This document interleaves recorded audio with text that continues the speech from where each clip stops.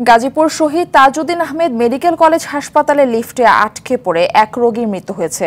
মমতাজ বেগম নামের ওই নারী গাজীপুরের কাপাসিয়ার বাড়িগাঁও গ্রামের শারফুদ্দিনের স্ত্রী। দুদিন ধরে বুকে ব্যথা অনুভব হওয়ায় তাকে সকালে শহীদ তাজউদ্দিন আহমেদ মেডিকেল কলেজ হাসপাতালে নেওয়া হয়। মেডিকেল বিভাগের চিকিৎসকদের পরামর্শে সকাল 9:30টার দিকে তাকে লিফটে করে 11 তলা থেকে 4 তলায় হৃদরোগ বিভাগে নেওয়ার সময় হঠাৎ লিফট বন্ধ হয়ে যায়। নিহতের স্বজনদের অভিযোগ, প্রথমে লিফটম্যানদের কল করা হলেও তারা খারাপ ব্যবহার করে।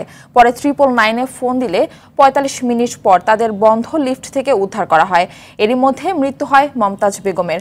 হাসপাতাল কর্তৃপক্ষ জানিয়েছে, যান্ত্রিক ত্রুটির কারণে এমনটি হতে পারে, তদন্ত করে দেখা হচ্ছে।